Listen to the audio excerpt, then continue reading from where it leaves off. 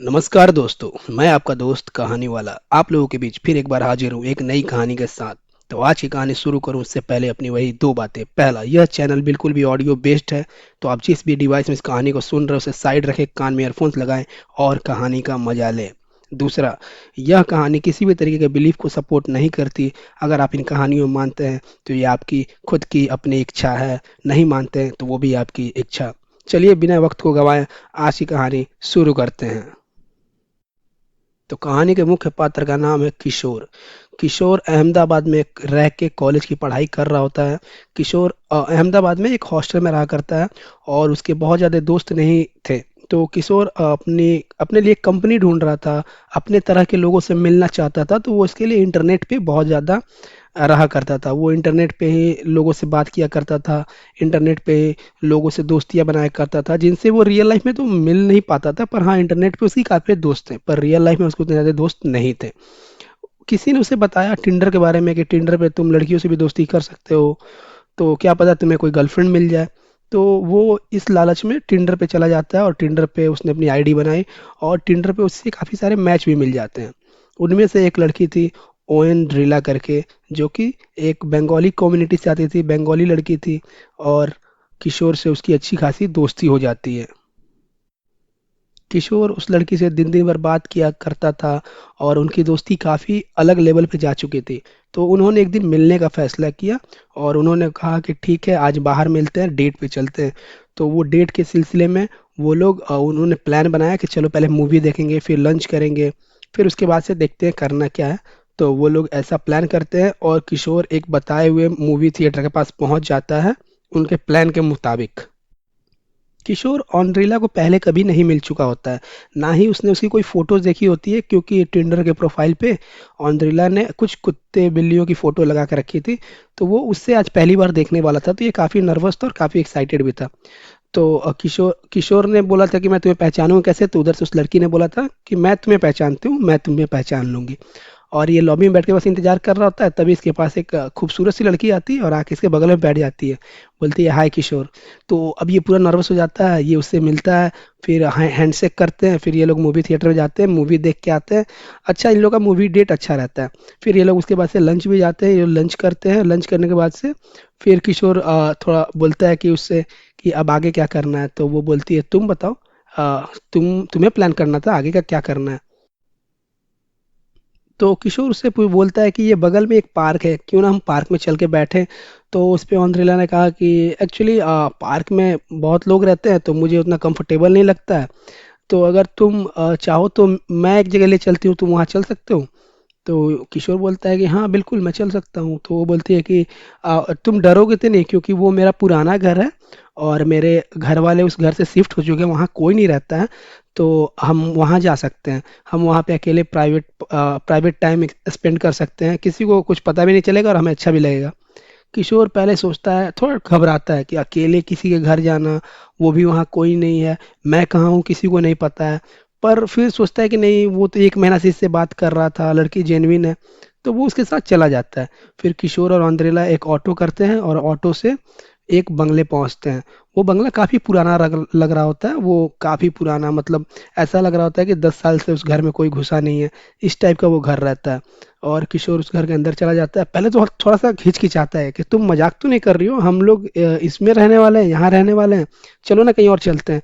तो वो बोलती है कि अरे नहीं, ट्रस्ट मी, तुम अंदर चलो, हम लोग काफ़ी अच्छा एक्सप्लोर करेंगे यहाँ पे बहुत सारी चीज़ें देखने और दिखाने लायक भी हैं। किशोर जब गेट पे एंट्री कर रहा होता है तो उसने उसकी नज़र पड़ती है ऑन्ड्रिला के हाथों पे। ऑन्ड्रिला ने एक बहुत पुराने ज़माने की घड़ी पहन रखी थी। चूंकि किशोर को एंशियंट चीज़ों में काफ़ी ज़्यादा इंटरेस्ट था, उसे पुराने चीज़ों के बारे में जानना, उसे पहचानना बहुत अच्छा लगता था, तो उसे नॉलेज थी पुराने चीज़ों की। तो वो घड़ी को देख के एक नज़र में ही समझ जाता है कि ये बहुत पुराने ज़माने की घड़ी है, ये शायद अभी नहीं बनती है। वो एचएमटी की कोई घड़ी थी जो कि बहुत पहले ही उसका मॉडल बनना बंद हो चुका था। जब हैंडमेड घड़ियाँ बनाई जाती थी, तो उस टाइम की वो घड़ी थी, बहुत पुरानी घड़ी थी। तो किशोर को लगता है कि लगता है लड़की काफ़ी अमीर घर से आती है और तभी तो इतना एक्सपेंसिव घड़ी और इतना पुराना घड़ी इसके पास है और ये अभी भी उसे कैरी कर रही है, यूज़ कर रही है। किशोर काफ़ी इम्प्रेस होता है। तो फिर ये लोग अपना अंदर जाते हैं और अंदर जाके वो उसे अपना पूरा घर घुमा रही होती है, दिखा रही होती है कि ये कभी मेरा कमरा हुआ करता था, वो लड़की की एज 22-23 साल से ज़्यादा नहीं होगी, पर वो बोले थे कि ये मेरा कमरा हुआ करता था। तो किशोर को लगता है कि ये कमरा, ऐसा लग रहा है कि 15-20 साल से तो ये घर बंद पड़ा हुआ है, तो ये इसका कमरा कब था और इसे इतनी अच्छी से याद कब है। तो वो उससे पूछता भी है, तो वो हंस के टाल देती है, बोलती है कि छोड़ो ना, तुम्हें बाद में बताती हूँ अच्छे से सब कुछ। और ये सब करके वो पूरा घर घुमाती है। करते करते अंधेरा सा होने लगता है। जैसे जैसे अंधेरा बढ़ता है, किशोर थोड़ा हिचकिचाता और बोलता है ऑन्ड्रेला से कि एक्चुअली अब हमें शायद घर निकलना चाहिए, काफ़ी लेट हो चुकी है, तुम्हारे घर वाले परेशान हो रहे होंगे। तो उस पे वो इसके तरफ देखती है और बोलती है कि एक्चुअली मेरा कोई नहीं है और मैं अकेले यहाँ से शिफ्ट हुई हूँ। मेरा पूरा परिवार एक हादसे में मर चुका है। और ये बोल के उसकी आंखें थोड़ी सी नम हो जाती है। किशोर को भी लगता है कि अब इस पे क्या रिस्पॉन्स दूं। किशोर भी काफी दुखी सा महसूस करता है और वो एक नम आंखों से उसकी तरफ देखता है और सॉरी बोलता है। तो अंद्रेला फिर इस पे झटक के बोलती है कि अरे नहीं, सॉरी कोई बात नहीं है, चलो ना मैं तुम्हें छत को घुमा के लाती हूँ। ऐसा बोल के वो उसका हाथ पकड़ के उसे एक सीढ़ी की तरफ खींच के ले जाती है। जब ये लोग सीढ़ी के ऊपर की तरफ जा रहे होते हैं, तो किशोर को ऐसा फील होता है कि पीछे से कोई बच्चा दौड़ के भाग रहा है, हंसते हुए खिलखिलाते हुए दौड़ के भाग रहा है।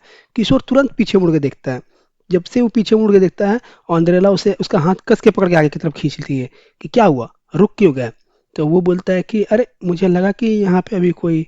तो बोलती है कि हाँ, भूत है मेरा, चलो ऊपर जल्दी से। ऐसा हम मजाक में टाल के वो उसको ऊपर लेके खींच के जा रही होती है।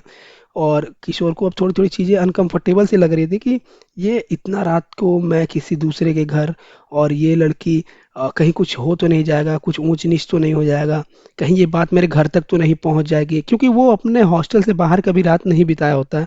तो उसे काफ़ी डर लग रहा होता है और साथ ही साथ एक्साइटमेंट भी होता है कि वो इसके साथ ये सब चीज़ें पहली बार हो रही हैं। तो वो काफ़ी खुश भी रहता है। ये लोग छत पे पहुंचते हैं। छत पे पहुंचने के बाद से किशोर को वो पूरा छत घुमा रही होती है। वो छत घुमा रही होती है तो वो उधर से अपना गार्डन दिखाती है कि वो मेरा गार्डन एरिया है। काफी बड़ा बंगलो टाइप का वो घर रहता है। तो वो नीचे गार्डन की तरफ देखता है और फिर वो उधर से मुड़ के इधर ऑन्ड्रेला के पीछे पीछे घूम रहा होता है। तभी उसे गार्डन एरिया में से एक झाड़ी हिलती हुई नजर आती है।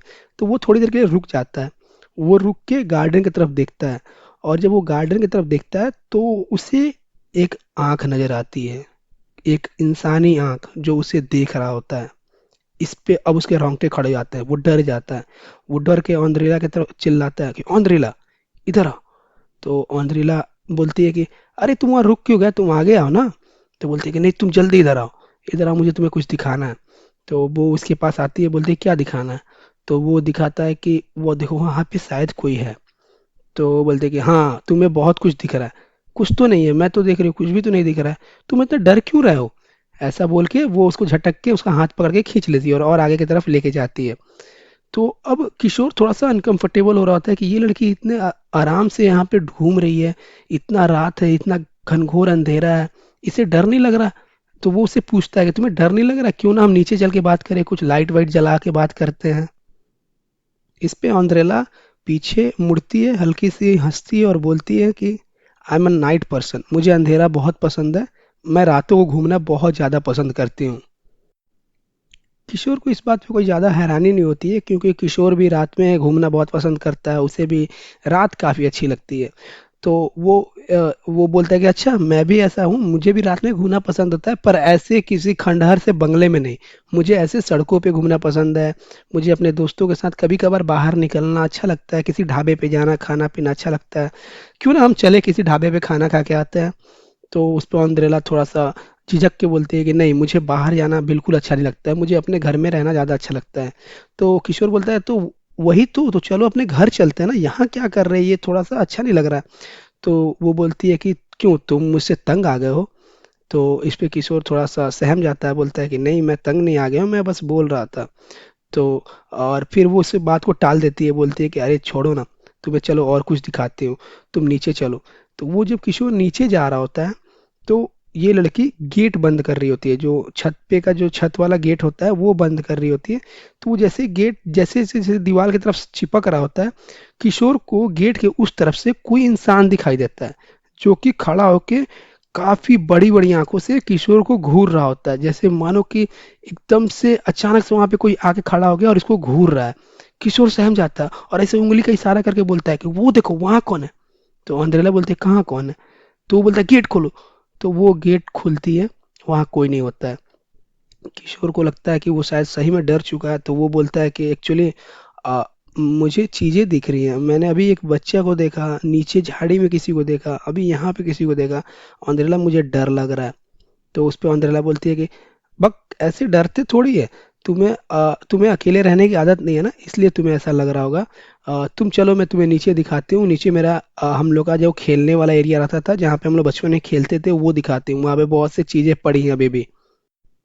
अब जब किशोर छत से नीचे की तरफ घर में आता है तो उसे ऐसा दिखता है कि ये घर अब वैसा पुराना और खंडहर जैसा नहीं दिख रहा है।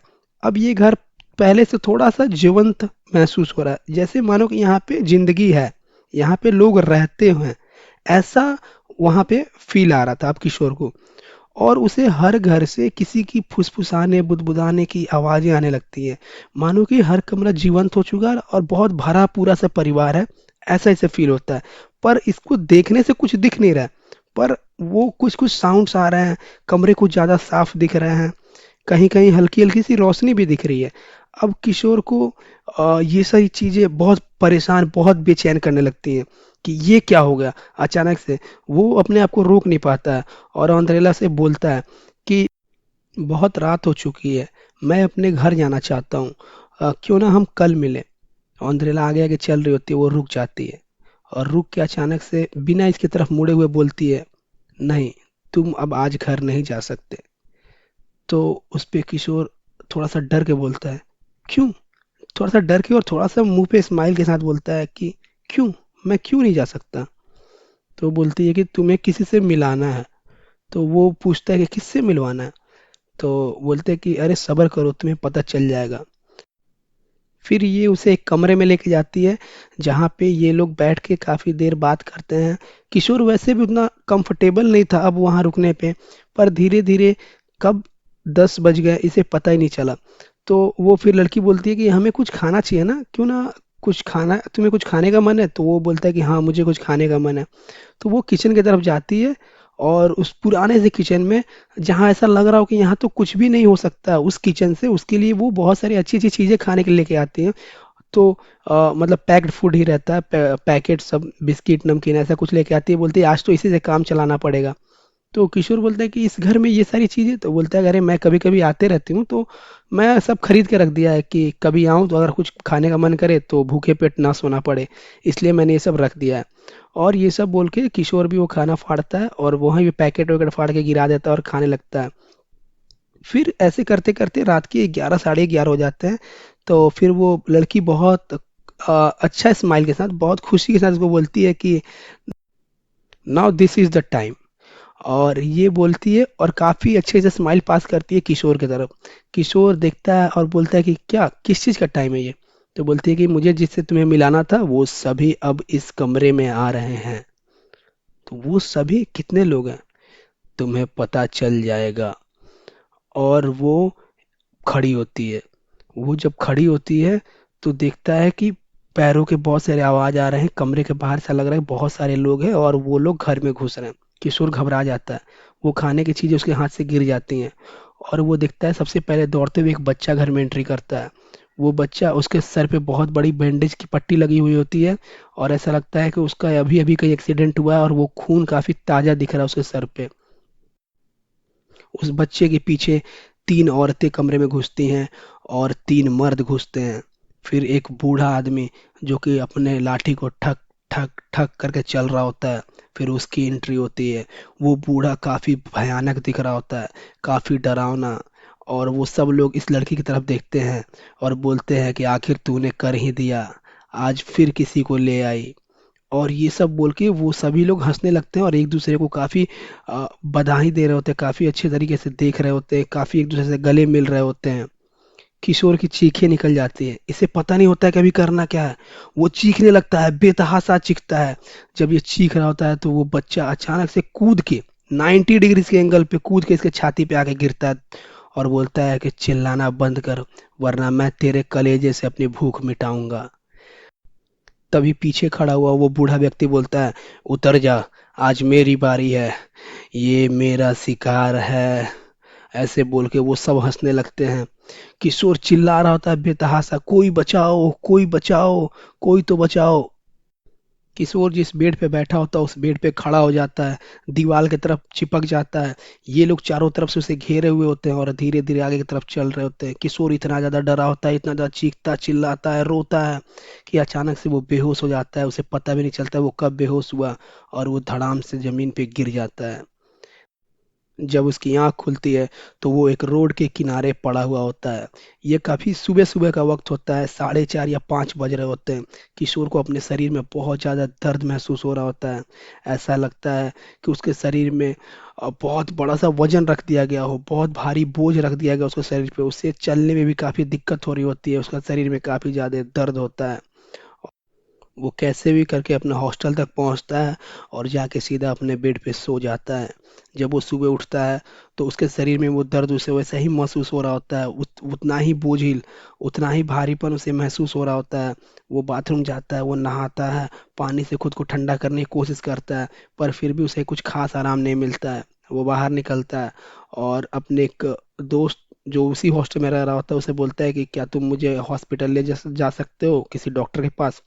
तो वो लोग उसे एक डॉक्टर के पास ले जाते हैं। डॉक्टर देखता है और बोलता है कि नहीं, तुम बिल्कुल ठीक हो, शायद ये थकान है। पर वो डॉक्टर या किसी से भी कल रात की बात शेयर नहीं करता है, किसी को कुछ नहीं बताता है। वो जब घर को वापस आता है तो वो अपनी टिंडर खोलता है और फिर उस लड़की के प्रोफाइल को अच्छे से चेक करता है कि आखिर कहाँ गलती रह गई थी, मैंने इसे अच्छे से पहचाना क्यों नहीं। और किशोर अपने टाइम पे बहुत ज़्यादा थ्रिलर मूवीज और सीरियल किलर के मूवीज के बहुत फैन रहता है, उसे ऐसी मूवी बहुत अच्छी लगती हैं। तो उसके दिमाग में ये चीज़ आती है कि ये फैमिली कहीं कोई किलर फैमिली तो नहीं थी, सीरियल किलर वाली फैमिली तो नहीं थी। तो वो सोचता है कि इन्हें तो सबक सिखाऊंगा, मैं पुलिस कंप्लेन करूंगा। वो पुलिस कंप्लेन करने जाता है। तो जब वो वहाँ पहुँचता है पुलिस स्टेशन, तो पुलिस स्टेशन में इससे मांगा जाता है कि अच्छा ठीक है, अगर तुम्हारी बातें सब सच है तो तुम हमें उस लड़की का फोटो नाम पता दिखाओ। तो वो लड़की का नाम लिखाता है और लड़की का पता देता है। पता में वो अपना घर बताता है जहाँ वो उसे ले गई थी। और फोटो जिसके पास नहीं होती उस लड़के की, क्योंकि टिंडर पे उसने कोई फोटो नहीं डाल रखा होता उस लड़की ने। तो ये बोलता है कि आप उसके घर ही चलते हैं, उसके घर में ही उसे पकड़ लेते हैं। तो ये सारे पुलिस वाले की एक वैन में दो पुलिस वाले और ये किशोर, ये लोग उस घर को जाते हैं। जब वो घर को जाते हैं तो वो घर फिर से उतना ही सुनसान, उतना ही मायूस दिख रहा होता है, उतना ही मनहूस दिख रहा होता है। वो घर काफी जर्जर और एक बहुत बड़ा ताला लगा होता है जिसपे जाले पड़ रहे होते हैं। किशोर को काफी अचंभा होता है, उसे काफी हैरानी होती है देख के कि कल रात तो ये घर खुला था, मैं इस घर में था, इस ताले पे इतनी बड़ी झोल, इतनी बड़ी जाले कैसे लटक रही हैं, ये इतना पुराना क्यों लग रहा है। फिर भी बोलता है किशोर कि ये शायद उन सब की चाल है, आप इस ताले को तोड़ के अंदर तो घुसिए। फिर पुलिस वाले किशोर की बात को उतना ज़्यादा सीरियसली नहीं लेते हैं, वो लोग चारों तरफ घर के घूम के देखते हैं और घर काफ़ी सही में ऐसा लग रहा होता है कि बहुत दिनों से बंद है। तो फिर वो बोलते हैं कि अच्छा ठीक है किशोर, मैं तुम्हारी बात मानता हूँ, पर तुम उस लड़की की तो फोटो दिखाओ, आखिर वो तुम्हारी दोस्त रह चुकी है। तो किशोर बोलता है अगर आपको विश्वास नहीं हो रहा तो आप मेरे साथ मॉल चलो, जहाँ मैं फिल्म देखने गया था, वहां पे सीसीटीवी में तो वो जरूर कैद हुई होगी। तो पुलिस वाले भी पहले तो टालते हैं, फिर इसके बहुत ज्यादा जिद करने पे वो लोग वहां जाते हैं। तो देखते हैं कि मॉल में किशोर अकेला ही घूम रहा होता है और वो लॉबी में फूल पकड़ के बैठा होता है। फिर अचानक से उठता है और अपने बगल में देखता है और वहां से वो अंदर घुस जाता है थिएटर में, और थिएटर में फिर मूवी देख के भी ये अकेला ही निकल रहा होता है। फिर ये रेस्टोरेंट जाते हैं, जिस रेस्टोरेंट में वो लोग खाना खाने गए थे, वो खाना खाने भी ये अकेले ही गया होता है। अब किशोर के हाथ पैर फूल जाते हैं और उसे ये समझ आता है कि ये किसी सीरियल किलर या मर्डरर का जाल नहीं था, ये कोई खेल और ही था, ये भूत प्रेतों का खेल था। किशोर को नहीं पता कि वो कैसे बचा और क्यों बचा। शायद इसका बेहोश होना ही इसके लिए फायदेमंद साबित हो गया और ये बच गया। ये कहानी सुलझ नहीं पाई, किशोर को ये कभी पता नहीं चल पाया कि वो लड़की आखिर कौन थी और वो फैमिली इसका, ये बच क्यों गया उस फैमिली से। तो ये थी आज की कहानी और इस कहानी को यहीं ख़त्म करते हैं। अगर कहानी अच्छी लगे तो प्लीज़ मेरे चैनल को सब्सक्राइब करो, लाइक करो, शेयर करो और थोड़ा मुझे सपोर्ट करो यार, मेरे सब्सक्राइबर्स नहीं बढ़ रहे, व्यूज़ नहीं बढ़ रहे हैं। आपसे फिर मिलूंगा, आपका दोस्त कहानी वाला, एक नई कहानी के साथ।